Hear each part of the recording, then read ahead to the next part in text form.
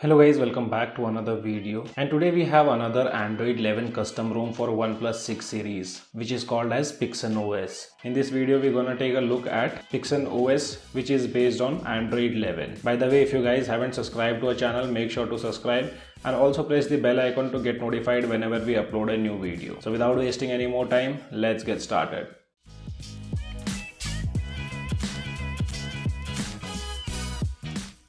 Currently all Android custom ROMs are on beta stage, so you might see few bugs here and there.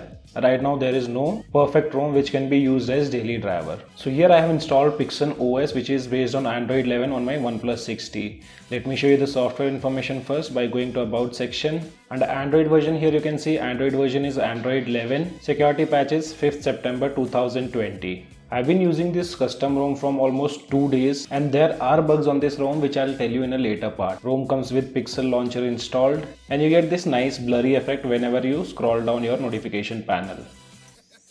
Also, right now there won't be much of customization options, but still there are few on this ROM. Quick setting panel consists of features like screen recording, DC dimming, focus mode, dark mode and live caption. I'm using my Jio SIM card on this, and there are no issues in making calls. We have Wi-Fi calling feature, and that also works great. And here in this video I won't be showing you the installation guide, but still I'll mention the steps in the description below. You guys can follow that if you want to try this PixonOS. By default we get this Google Camera application pre-installed. As I said, there are bugs on this ROM. Front camera doesn't work. I've also tried with third-party camera applications like Open Camera application. Whenever you switch to front camera, the application crashes.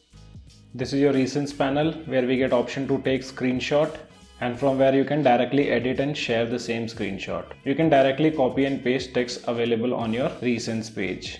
Alert slider doesn't have any kind of issues. All the sensors works great, like accelerometer, light, proximity, magnetometer, compass and gyroscope. Now let's go inside the settings. Here under network and internet, both the bands of Wi-Fi is working fine, which is 2.4 and 5 GHz. Bluetooth doesn't have any kind of issues. We also have this now playing feature which can help you identify songs being played. Always on display works fine, but it drains a lot of battery. You can also make changes in the layout of your notch. Gestures like double tap to wake works fine, but you'll have an issue with fingerprint unlock and face unlock. After that you'll get this message, too many attempts, face unlock is disabled. So you need to use your PIN code. Then we get this personalization section from where you can customize your device, but here few settings are broken. We have options to customize status bar, quick setting panel, buttons, navigation bar, gestures, lock screen, power menu, notification, miscellaneous, and then you have some device features like device gestures, ambient display, which includes options like hand wave, pocket pulse, pickup and single tap. After that, under graphics we have DC dimming and panel mode. Vibrator strength can be changed. You can also customize the notification slider. Like I said, few settings are broken, so you won't find anything under power menu and quick settings. And after that we have few gestures which include quickly open camera, system navigation gestures, same old stuff, 2-button navigation, 3-button navigation or full screen gestures. Now let's also take a look at the benchmark results using Geekbench application and AnTuTu Bench application. With Geekbench application, single core have scored 482 and multi-core have scored 2081. With AnTuTu benchmark application, device have scored 3,61,598.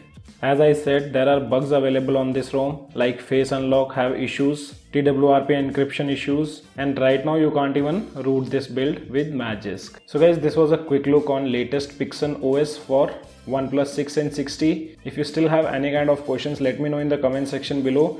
This is your friend Ashok signing out. See you guys in the next video.